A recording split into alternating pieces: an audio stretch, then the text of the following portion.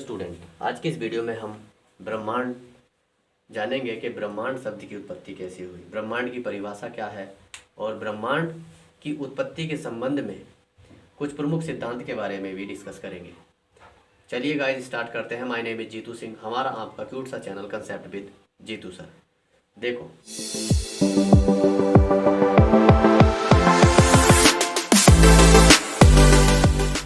अगर मैं बात करूं कि ब्रह्मांड क्या है, ब्रह्मांड की परिभाषा, तो ये है मानव मन में जब एक क्रमबद्ध इकाई के रूप में विश्व का चित्र उभरा तो उसने इसे ब्रह्मांड की संज्ञा दी। एक क्रमबद्ध इकाई, एक यूनिट जिसके अंदर सब कुछ है, वो ब्रह्मांड है। यानी कि ब्रह्मांड से बड़ा कुछ नहीं है।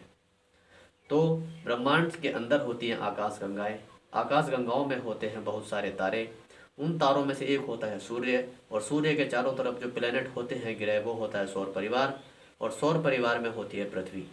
तो सबसे बड़ा हुआ ब्रह्मांड।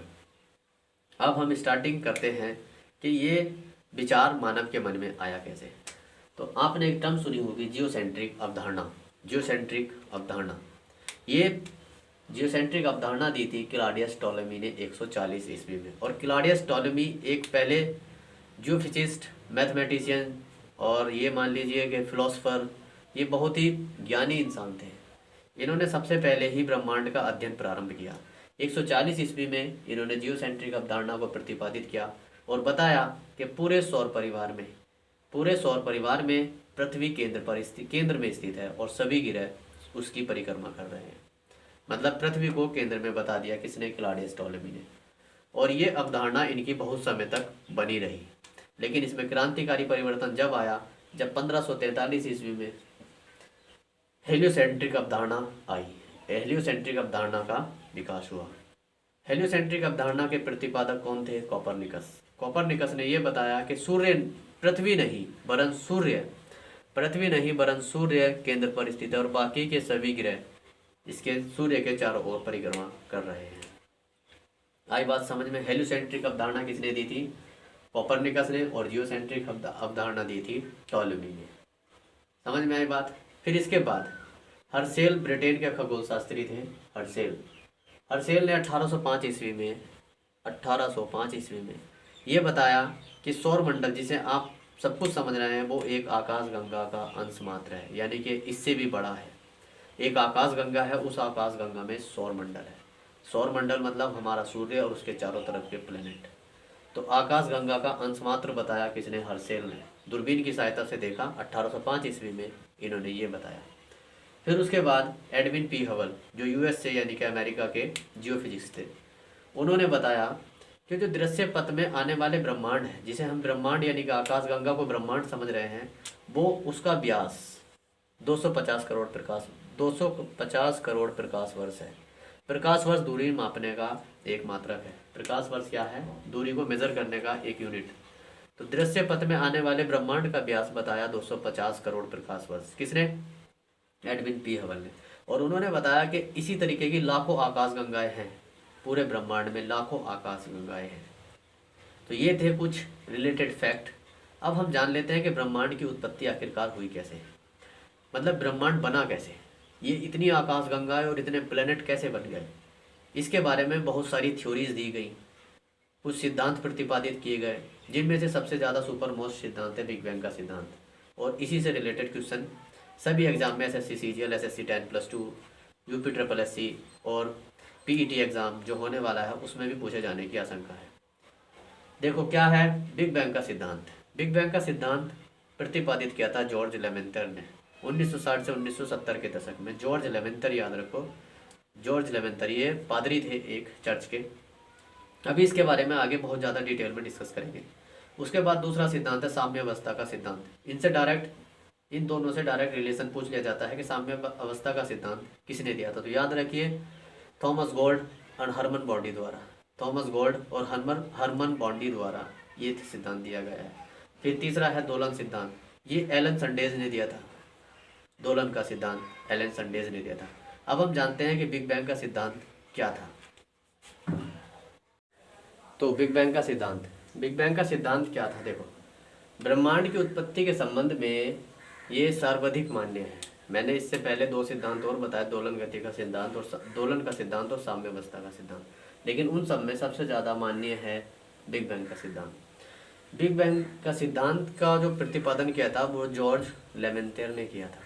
ये कहाँ के, बेल्जियम के खगोलज्ञ और पादरी थे, बेल्जियम के खगोल शास्त्री और पादरी थे। तो जॉर्ज लेमेंटर ने 1960-1970 के दशक में इस सिद्धांत को प्रतिपादित किया। उन्होंने क्या बताया, अब देखो ध्यान से यहाँ समझ लो। उन्होंने बताया कि आज से 15 अरब वर्ष पूर्व एक विशालकाय अग्निपिंड था, विशालकाय एक पिंड था, विशालकाय अग्निपिंड।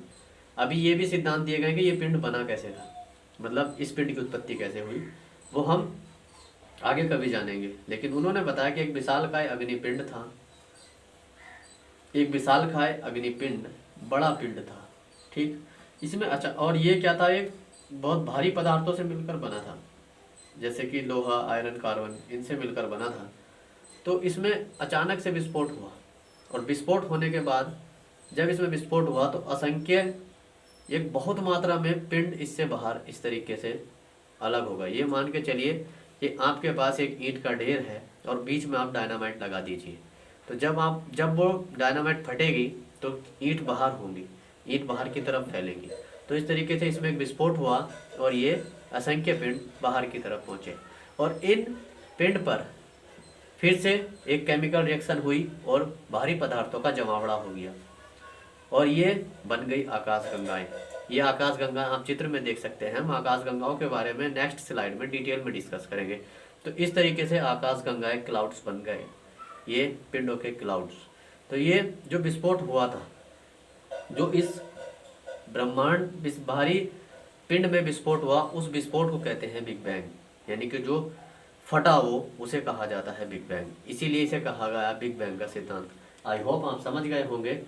और मैं आपको बताऊं कि भूगोल के जनक ना तो जॉर्ज लेवेंटर को माना जाता है, ना टॉलेमी को। इनमें से मैंने जिन खगोल शास्त्री की बात की, इनमें से किसी को नहीं माना जाता। भूगोल के जनक माना जाता है हिकेटियस को।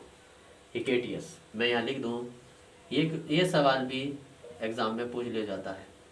भूगोल के जनक किसे कहा जाता है, भूगोल के पिता, उसमें कहा जाता है हिकेटियस। हिकेटियस याद रखिए, हिकेटियस।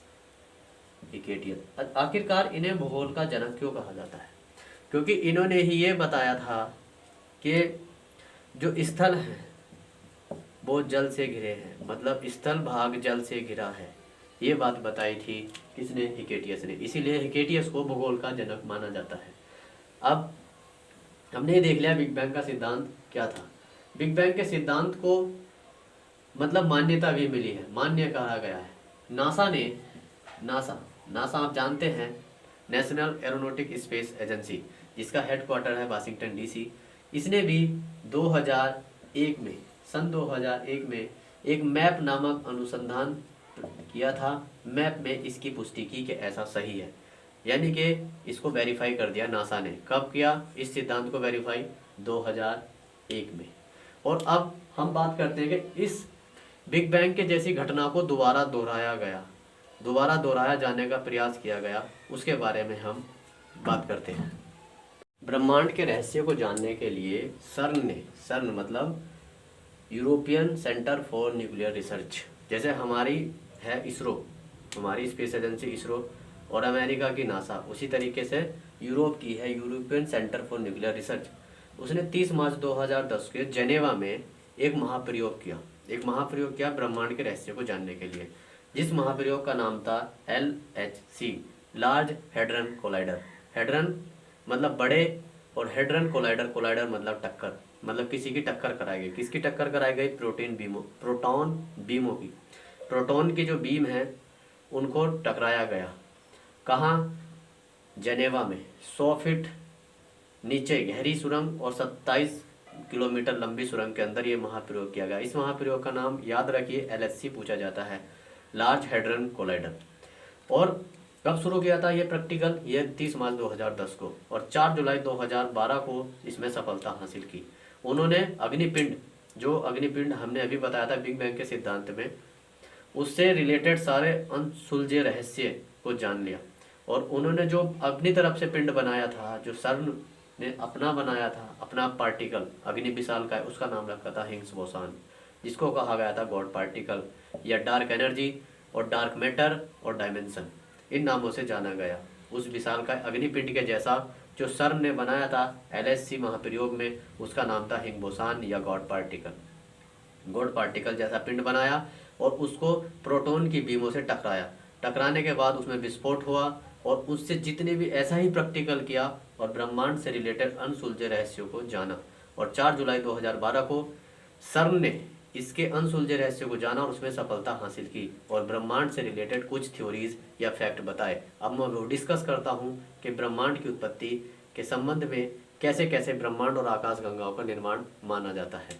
लेकिन ये कब बताया गया? 4 जुलाई 2012 को सर्न के LHC जैसे महाप्रयोग से और विभिन्न टेक्निक से आज हमें ये पता चला कि ब्रह्मांड में लगभग 100 अरब आकाश गंगाएं हैं। आकाश गंगाओं को इंग्लिश में गैलेक्सी कहा जाता है। अब आकाश गंगा की परिभाषा देख लिए। आकाश गंगा असंख्य तारों का विशालकाय पुंज है। जो तारे हैं उनका पुंज है, तारों का एक असंख्य तारों का पुंज, जिसमें एक केंद्रीय बल्ज होता है और 3 घूर्णनशील भुजाएं होती हैं। बल्ज आकाश गंगा के केंद्र को कहा जाता है और प्रत्येक आकाश गंगा में 100 अरब तारे हैं। 100 अरब। हमारा सूर्य भी एक तारा है। हम तारों के बारे में बहुत डिटेल में डिस्कस करेंगे। अब मैं इसका चित्र बनाऊं, जैसे मान लो ये मान लो,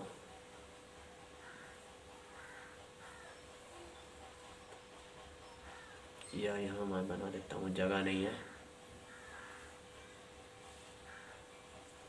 ऐसा देखो, ऐसी होती है। तो 3 घूर्णनशील भुजाएं होती हैं, कहीं से भी गिनो, 1 2 3 1 2 3 1 2 3 1 2 3, 3 भुजा। और ये बीच में एक बल्ज होता है जहाँ ब्लैक होल होता है और इसमें होते हैं इस तरीके से तारे। ठीक है, समझिए आप, हम बहुत डिटेल में डिस्कस करें। और ये घूर्णनशील है, मतलब रोटेट कर रही है। ये है आकाश गंगा। अब हम कुछ एक्स्ट्रा बता दें। लीमन अल्फा ब्लॉब्स नाम की एक आकाश गंगा है, लीमन अल्फा ब्लॉब्स।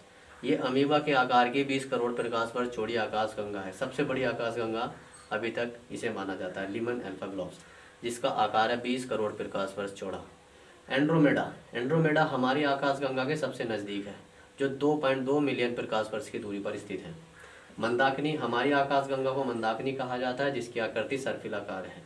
मिल्की वे क्या है? मिल्की वे जो रात को हमें तारों का समूह दिखाई देता है, तारों का समूह से कहा जाता है मिल्की वे। ठीक है भाई। अब हमने आकाश गंगाओं के बारे में पढ़ लिया। अब देखते हैं सूर्य। सूर्य हमारी आकाश गंगा का एक तारा है। जैसे मान लो ये आकाश गंगा बनाते हैं हम एक ऐसा, इस आकाश गंगा में बहुत से तारे हैं, तो यहाँ मान लो सूर्य है। सूर्य भी हमारी आकाश गंगा का एक तारा ही है। तो हम कहेंगे इसका मतलब तो इस आकाश गंगा में बहुत सारे तारे हैं, तो इसका कहने का मतलब ये है कि बहुत सारे सूर्य भी हैं। सूर्य भी एक तारा है, जो तारा चमकता है वो सूर्य है, ये मान लीजिए। तो ऐसे बहुत सारे तारे हैं जो चमक रहे हैं और सूर्य के जैसे हैं। तो एक आकाश गंगा में लगभग 1 अरब सूर्य हैं, 1 अरब तारे हैं, तो उसमें से कुछ सूर्य हैं। तो ये सूर्य भी हमारी आकाश गंगा का एक तारा है, ये बात याद रखिए, जो आकाश गंगा की परिक्रमा कर रहा है। और ये आकाश गंगा की परिक्रमा मतलब इसके चारों तरफ घूम रहा है। एक दिन यहाँ जो सूर्य का एक आकाश गंगा का बल्ब है, ये इसमें पहुँच जाएगा, जिसे ब्लैक होल कहते हैं। और ये कितने समय में परिक्रमा करता है, ये क्वेश्चन पूछा जाता है। 200 मिलियन वर्ष यानी कि 20 करोड़ वर्ष में सूर्य आकाश गंगा की परिक्रमा करता है। अब ये मत पूछना कि पृथ्वी सूर्य की परिक्रमा कर रही है और चंद्रमा पृथ्वी की परिक्रमा कर रहा है। इसी तरीके से सूर्य भी आकाश गंगा की परिक्रमा कर रहा है और 200 मिलियन वर्ष यानी कि 20 करोड़ मिलियन वर्ष में 20 करोड़ वर्ष में ये पूरी परिक्रमा कर लेता है। अब हम बात करते हैं प्लेनेमस। प्लेनेमस सूर्य का जुड़वा पिंड है। एक ऐसा ही जुड़वा पिंड है, मान लो वो यहाँ होगा, जिसका नाम है प्लेनेमस। साइरस या डॉग स्टार आपने नाम सुना होगा। ये सूर्य से 20 गुना अधिक चमकीला है, सूर्य से भी ज़्यादा चमकीला है और सूर्य से 9 प्रकाश वर्ष दूर है, 9 प्रकाश वर्ष की दूरी पर है। सूर्य से 2 गुना द्रव्यमान है। सूर्य का द्रव्यमान से 2 गुना ज़्यादा भारी है ये साइरस या डॉग स्टार। आपने एक नाम सुना होगा प्रोक्सिमा सेंचुरी। ये सूर्य का निकटतम तारा है। सबसे पास में, सूर्य के जो पास में सबसे निकटतम तारा है वो है प्रोक्सिमा सेंचुरी। एक ही नोट पॉइंट याद रखो, देखो क्या है। गैलीलियो ने 1609 में दूरबीन की खोज की थी और आसमान की स्टडी की और उन तारों की पहचान की जिन्हें हम नंगी आंखों से नहीं देख सकते। गैलीलियो की इस खोज के उपलक्ष्य में 400 वर्ष बाद IAU ने 2009 को अंतर्राष्ट्रीय खगोल वर्ष के रूप में मनाया। याद रखिए, बहुत ही सुपर मोस्ट पॉइंट है। 2009 को अंतर्राष्ट्रीय खगोल वर्ष के रूप में मनाया गया, 2009। अब IAU जिसने मनाने की घोषणा की थी, उसका नाम है IAU, इंटरनेशनल एस्ट्रोनॉमिकल यूनियन। इसमें टोटल 82 देश आते हैं, 82 कंट्री। और इसकी जो स्थापना हुई थी वो हुई थी सन 1919 में, और इसका हेडक्वार्टर है पेरिस, फ्रांस में। पेरिस, फ्रांस में इसका हेडक्वार्टर है। Thanks for watching.